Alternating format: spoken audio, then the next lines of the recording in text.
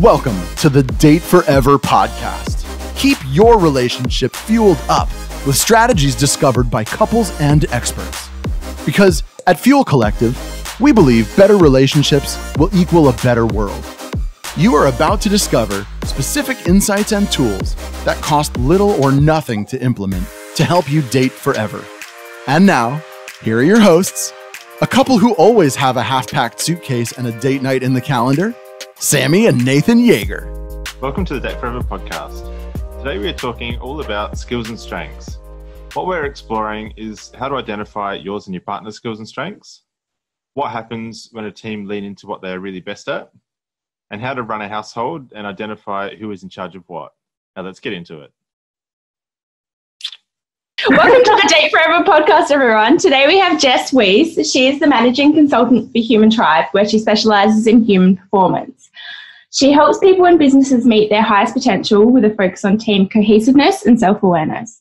Human Tribe specialise in human performance in the workplace. They help organisations with anything from self-awareness coaching and management capability training to team cohesiveness and everything in between. Jess, we're so excited to have you. Good morning. I'm excited to be here. It's great to have you. Do you just want to tell us a little bit about yourself and how you got interested in the potential of people? Yeah, so it's an interesting transition into it. So my background's actually in the fitness industry, so still along the people side. So I'm a personal trainer by trade, and I sort of just worked my way from personal trainer up to PT manager. So I was managing some other trainers across some multiple gyms, and what I really loved was working with the trainers, mentoring them, coaching them, helping them with any issues they had, team meetings, that kind of thing. And I felt like I went from being able to assist, if I had 10 clients, I was helping 10 people to helping, 8 trainers who were all helping 10 people. So I felt like I was playing a much more important role, and I just got really lucky. I met the right person and I was able to sort of transition into this. I found a really great mentor called Nick.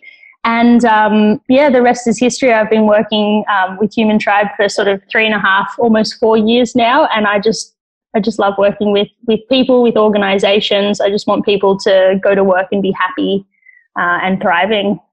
Yeah, very cool. So can you tell us a little bit about the difference between what skills are and what strengths are?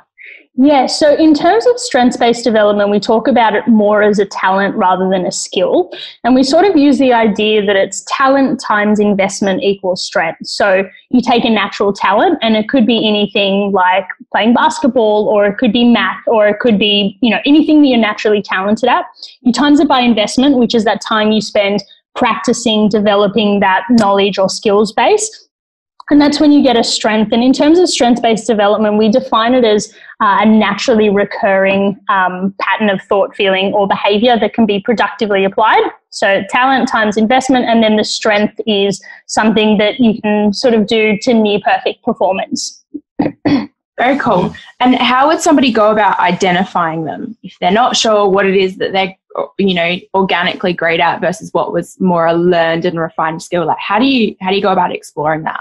Yeah, so generally think about what really gives you energy. What do you get passionate about? What gives you energy? What do you really look forward to? Something that you're doing and you just really get in the zone, versus maybe when we're not using a strength or a natural talent. Those are the things that drain us more. So the things that you really want to procrastinate doing, the ones that you don't look forward to, they drain your energy, they sort of suck the life out of you. So like personal admin for me, all of that sort of stuff fits in that category. Horrible, yeah. Yeah. For me, it's vacuuming.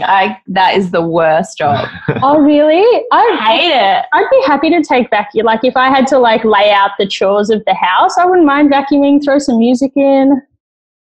and that's Nathan, so we're lucky. Yeah, I love it. I love seeing the progress of the task and just getting the result at the end. It's good. Yeah, nice. So I guess touching on that, so couples are really like a tiny little team of two with big goals and visions. Like, how can they identify and then actually leverage each other's strengths to maximize that productivity and to get good results? I guess what I'd say is quite often couples, they already know where each other's strengths lie. Sometimes we just don't take notice into it. So it might be about noticing what brings your partner joy, or notice what they get in the zone that you can call out to them and that they don't even hear that you're calling out to them. For some people, it might be, getting in the kitchen and cooking. For someone else, it might be something like reading a book. Someone might be like planning a holiday and getting into those dirty details. So in terms of it, I'd say get really curious about what your partner does and why they do it. Do they like to plan? Do they like to go with the flow? Do they process in their head, or do they need to talk it out? Like, I'm a talk it out kind of person. So if I need to there you go. So if I need to process something, I'll go to my partner and I'll just be like, hey, can we talk something out? And she can literally sit there and just not say a word. And I'll like have the conversation for both of us. And then at the end, I'm like, that was great. Thanks so much for taking the time to talk to me. And she's like, I didn't say that. I think Nath and your partner might have a few things in common. Yeah, right. Yeah. But the thing is, she knows that about me, right? So if I'm really struggling with something, she'll now come up to me and go, let's talk it out. And she knows she'll ask me a couple of questions, and then she knows once I get talking that I'll get flowing. So that's something she's sort of noticed that in me, and it's something that, if I'm struggling, she knows how to leverage that or really pull it out of me.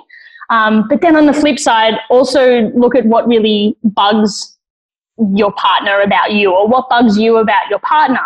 And if you use that also to understand them. So in the same way, look at what brings joy to them. Also look at what bugs you about them, and also understand they're not doing that just to bug you, but maybe they're just doing that because that's their pattern of thinking, and it's just different to your pattern of thinking.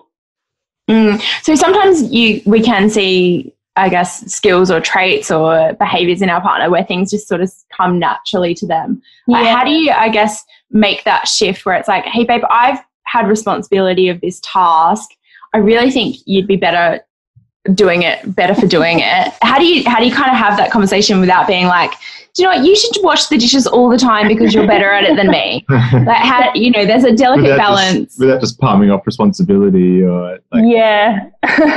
Yeah, you don't leave any marks on the dishes. You should definitely do them all the time. I'm terrible at this. Yeah. I think it's a really good question. I guess the first thing I'd say is open up the conversation, right? So sometimes what happens in a relationship is one person just takes a task and rolls with it. And sometimes it's because they just see that it needs to be done and they do it. Other times it's because their partner doesn't do it and they're like, fine, I guess I have to do it. I think what I'd say is if you know that something really speaks to the strengths of the other person, and I'm not talking things like cleaning or scrubbing the toilet, because I can scrub the toilet and it can be really clean, but it doesn't mean I love doing it, right? Yeah. It means that I love the outcome. But it might be something, for example, cooking. So one person just might be naturally better at cooking. So it kind of makes sense that that person does the cooking, but it's also not fair. They might not want to do it all the time, right? So it's just about opening up that conversation. And if you notice that your partner's got a strength in an area that they're not leveraging, then again, open up that conversation and see, what you can do from there. But I don't think it's quite as simple as going, I'm not good at the dishes and you get them clean every time, so you should do it. Because there's got to be that balance of, if someone doesn't want to do it just because they're good at it, doesn't mean that it should fall to them. Yeah, there's this great quote from Elaine de Botton which talks about, the romantic person sees marriage as this blissful kind of thing, when in reality it's got the more similarities with running a small business and budget and hire and fire and schedule and, you've got all these moving parts. Sometimes in teams, like people like in the workplace, people have picked up tasks because someone went on holidays or someone resigned from a role and that person was never replaced with someone with the same skill set or capabilities. And we just kind of find ourselves doing these things that you're like, how did this even become my responsibility?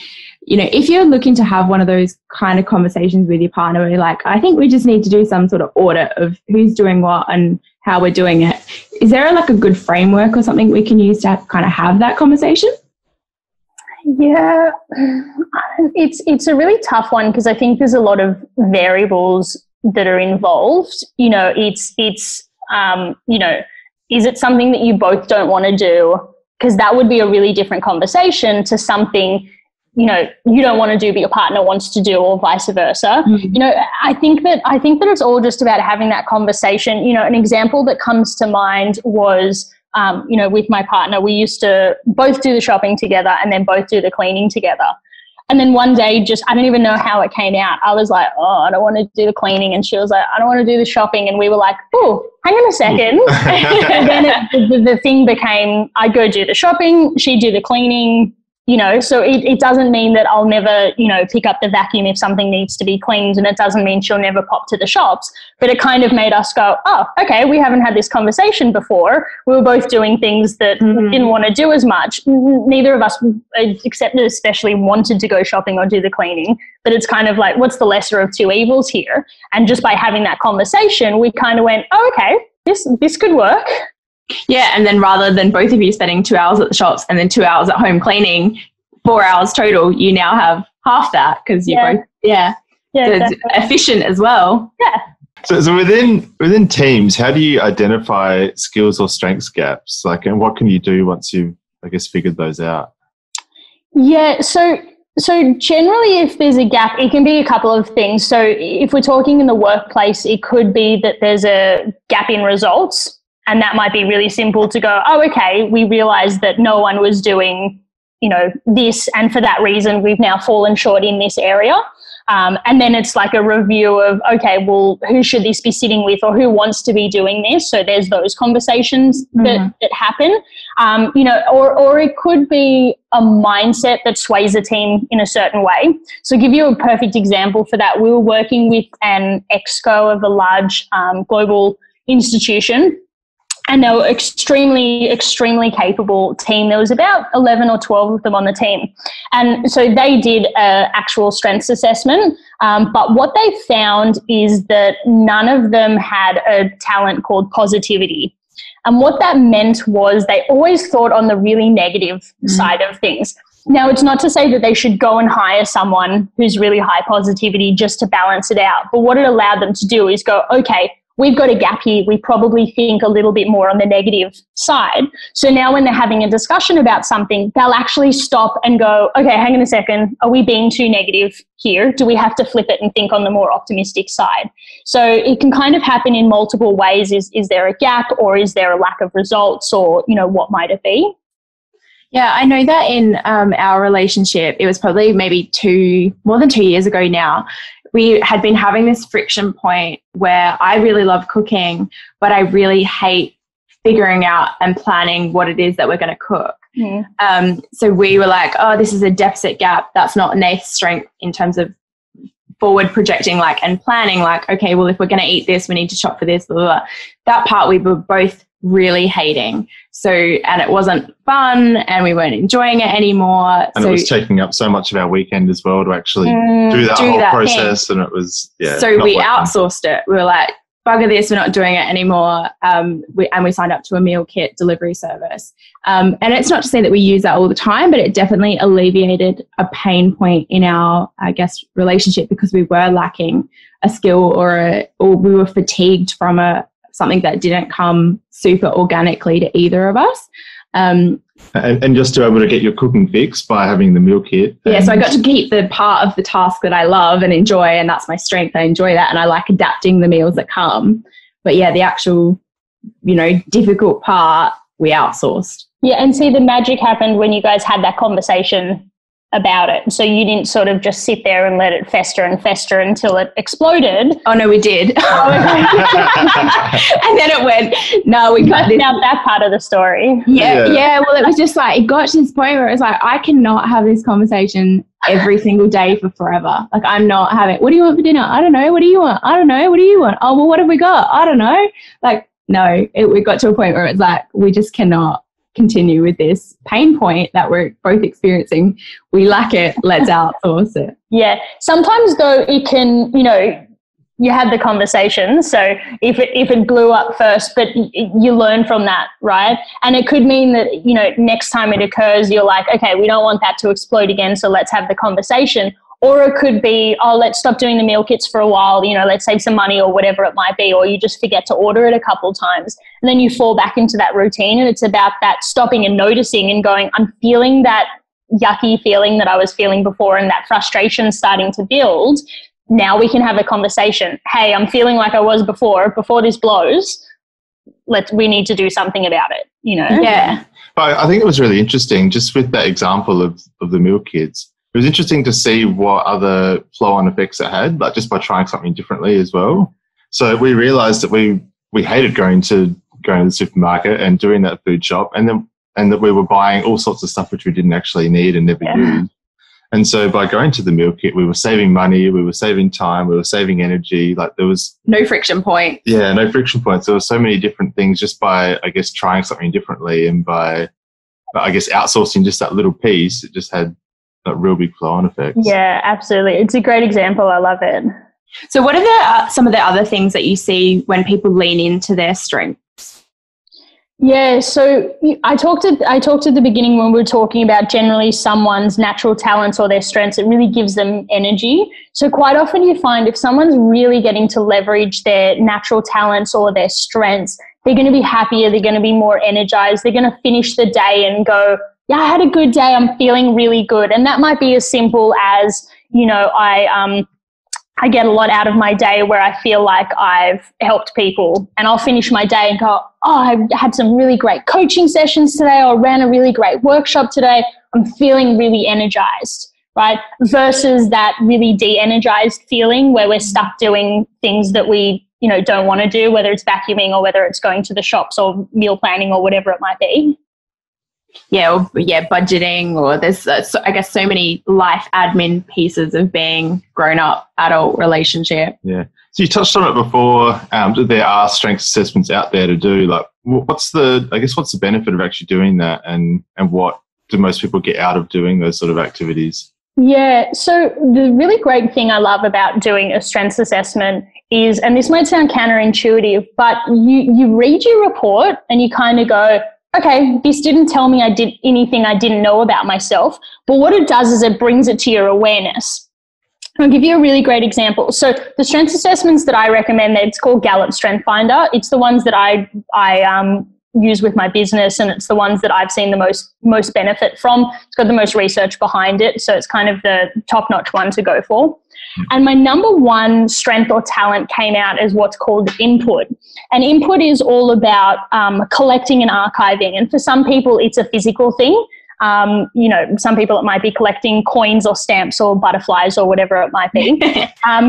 For me, it comes out in terms of collecting information. So I collect it, I archive it, I, you know, use Evernote and I screenshot and I, you know, bookmark things.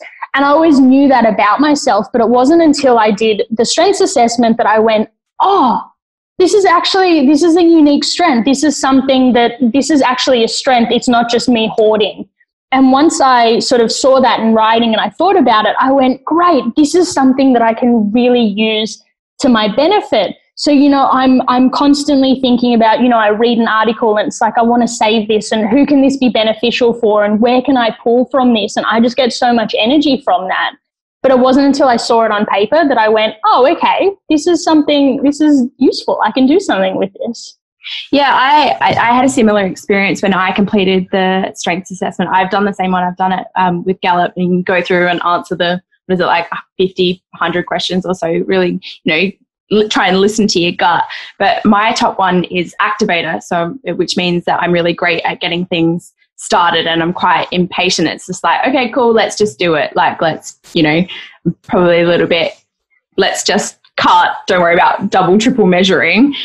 Whereas Nath is really great at, I guess, jumping in and executing once I've got a vision and once there's something there to do, I'm more than happy to do it, and I'll get it done, and So we kind of like, I'll set up the beginning of the spreadsheet or the beginning of the itinerary or the beginning of reorganizing a cupboard, and then Nath can kind of swoop in and pick up where I lack in the, like, I guess, finishing piece. Yeah, and it's a really interesting point that you raised. So in terms of strengths, we talk about there's two sides to every coin.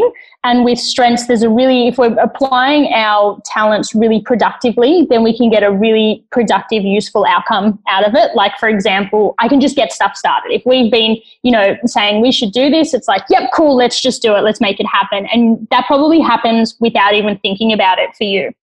On the flip side, though, if we overplay that talent, if we don't have awareness around it, it can lead to unproductive outcomes. So, for example, with Activator, the upside is everything you just spoke about. The downside might be, ready, fire instead of ready, aim, fire. Sometimes it looks like that starting before you're ready. So it's that awareness of the talent that makes you go, okay, I feel like my activator wants to get going here. I'm raring to go, but let me just stop and think, is this the right time to start? Should I start? Am I starting am I starting the right thing? If you can stop and have a little bit of self-awareness and catch yourself, it means that you can kind of reel in that activator. You can still get the benefit from it, but it just means that you're going into it with a little bit more self-awareness and a little bit more thought. Because otherwise what happens is you start and it's the wrong thing or the wrong time or the wrong direction or, whatever it might be. Yeah, and that's definitely something that helped me in doing a really, bird's eye look at who I am and what I, excel at without too much, encouragement. But it definitely helped me put myself, using Activator as the example, it helped me put myself on a scale and go, okay, well, I'm quite an impatient person. Nathan's an incredibly patient person. So when that rubs up against each other, I have, a way of going, well, where am I really sitting on the scale? Is he actually being slow to act or am I being way too fast? And I can see it a bit more holistically because I have that self-awareness now. Yeah, and that's the magic right there, right? Where you stop and think about it and you can go, I know I'm this way and I know my partner thinks this way. And, so I've got a similar example. So Christy, my wife, she is really high in a talent called discipline. And that means that she likes routine and structure, right? Whereas higher in my report comes adaptability, which is like, I like to go with the flow. So instantly you can see that there's going to be friction sometimes, right? Yeah. And I'm not going to lie, it still bugs me about her. And I'm sure the adaptability still bugs her about me. But we have a language now. So sometimes she'll just go, it's my discipline, can you just let me do it? And I'm like, yep, cool, right? It still bugs me, but I get it, I understand it. So when you take the time to really understand, I like getting things started, I like to think about things, I'm patient, I'm impatient. If you know that, then it means you're not going, why is Nathan stopping me? Why is he slowing me down? This is so frustrating. It allows you to question and go, actually, am I jumping into this too quickly? Or do I need to get him to speed up? It's that stop and ask that question. Yeah, that really nice ebb and flow. Yeah. So if both, both people in a couple have done the strengths assessment, what benefits do you think there would be to that in a relationship? Oh, it's just, like I said, it's not going to tell you anything you didn't know about yourself or your partner, but it's going to bring it to your awareness and it's going to open that conversation. So, the example of actually using the words, okay, I can feel my activator starting. Yeah. And whereas Nathan, you might have deliberative, for example. I don't know, have you done your strengths assessment? Yes, but a while ago. So I can't remember which one it is. But for example, the opposite of activator might be deliberative, which is about taking really serious care when making decisions, anticipating obstacles. If you look at activator and discipline, it'll be, activator and deliberative, it'll be, we need a TV, let's go, this one's fine, let's take it, versus deliberative, I guess we need a new TV, let me research some places to go. That's definitely me.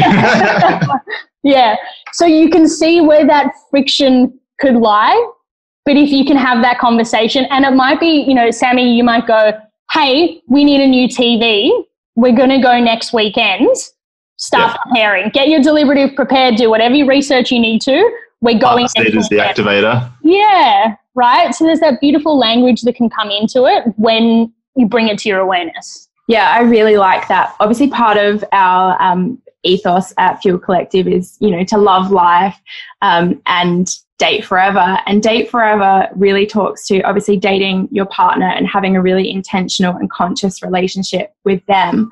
But it's also about dating yourself and going through this process of really intimately and continuously getting to know yourself and dating yourself and giving yourself that love and care.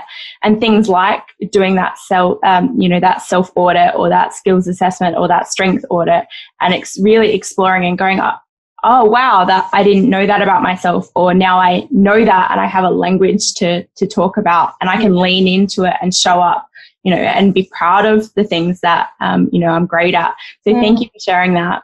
Yeah, no worries. It's a great way to sum it up. It is really that you can apply it to yourself, you can apply it to other people, and it's that permission to stop and go, it's okay if I'm not enjoying this. And sometimes we try to really force ourselves into doing something because we think that we should do it or we should enjoy it. But it's okay to give yourself that permission to not. And if you've got that self-awareness, then it makes it a lot easier. Yeah, totally. So there's something that we sort of touched on there was obviously there's going to be different areas of our relationships where one person takes the lead and the other person sort of steps in to support that person, but they don't, it's not in our language, in our relationship, it's like, that's not my department, that's your department. Yeah. And it's so there's obviously an element where we kind of have this yin and yang of stepping up to the plate and being the leader, whether or not, like, for example, Nath has got a wizard Excel Google sheet that forecasts that, our bills and like when things are coming and going, and really about the cash flow. Like, and it's not that I have no awareness of it or that I'm not involved at all, but Nath definitely takes the lead. Like, that's his baby. I don't know how the formulas work. That's his thing.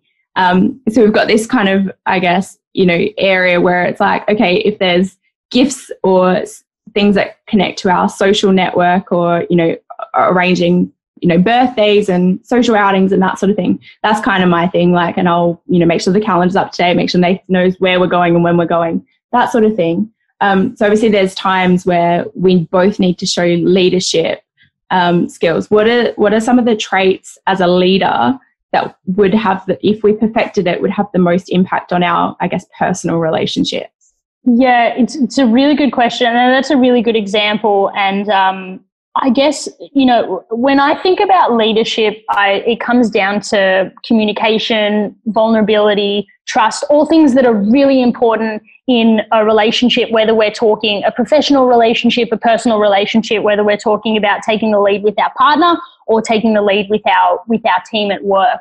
And, if a leader or a person in a relationship has a good foundation of trust, if they can learn how to productively communicate with each other, if they can learn how to be vulnerable with each other and go, I know you really want me to do this budgeting, but it's just not clicking in my head. Do you think that this is something you can take over because you're really good at it and it comes quite naturally to you? If you can have that vulnerability, then the relationship, the personal, professional, the leadership, the team, the relationship, it's going to be so positively impacted. So yeah, communication, trust, vulnerability, I'd say are the biggest ones for me. Yeah, and I think that goes against our nature, right? To be like, we want to go out into the world and protect ourselves from exposing those weaknesses or areas that we might lack. Like, I think it's in the reptile part of our brain that it's like, we need to protect ourselves. And obviously the things that are of risk or danger to us now look very different to when we first got this blueprint of our brain. But obviously that's a skill and that's a strength, or I'm not sure which one that falls into, but the ability to go, hey babe, I'm really struggling with this thing. I can't seem to get it, or I'm really struggling with the way that you're handling something and I need to understand it. Like, those are pretty vulnerable conversations to try and have, especially early on. Do you have any advice around how to, do that? Yeah, and you're right. They're really vulnerable conversations. I guess what I'd say is vulnerability is a practice. It's not something where one day you sort of go, tick, I can be vulnerable now, right? There's going to be some things that it's going to be easier to be really vulnerable, and there's going to be some things that are harder. And, in a relationship, whether you've been together for 2 months or 10 years, I think that there's always going to be things that are easier to say, and there's always going to be vulnerability looks uncomfortable. It's being naked. It's being open, and vulnerability comes with an area of risk. You could be shut down. You could be made fun of. You could be, all of those things. And I think that's why if you've got that really nice foundation of trust, and if you know that it's coming from a place of, hey, I'm not trying to upset you, but when you do this, it makes me feel like this, something like that. That's naked vulnerability, and it's uncomfortable. But, if you can have those conversations, and it might have to start with, hey, babe, this is really uncomfortable for me, but I'm going to be a bit vulnerable right now because I feel like I owe it to our relationship. Or this is really uncomfortable for me right now, but I know you're going to take this on how I intend it to be. Yeah, so that's a really nice pre-frame. Like, we're going into this conversation and I feel uncomfortable, but it's important to me, you're important to me, so we're going to lean into this uncomfortable awkwardness. Yeah, it's definitely a practice. And, on the flip side, if you need to bring something up, with your partner, Brené Brown uses, the sentence, the story inside my head is, right? And it's like your partner does something and it upsets you or it rubs you the wrong way, and you can go, the story inside my head is you said that to really upset me. And then your partner can go, that wasn't my intention. I was just really frustrated and I was just getting it out. So even if you have a nice sentence like, this is uncomfortable, but, or the story inside my head is, if you have that little trigger, your partner goes, okay, this person's, my partner's about to be vulnerable with me. This might be a bit of an uncomfortable conversation, but it's coming from the right spot. Mm-hmm. So it could be coming up with that sentence that's just you guys that can lead into those beautiful conversations. Yeah. Yeah, I think that's a really great idea and a really great thing for people to implement. So if there is one, I guess, top tip for people to implement to be around skills and strengths and to really help their daily lives, what do you reckon it would be? Look, I know I've said it quite a few times, but I honestly think that the communication is that first one.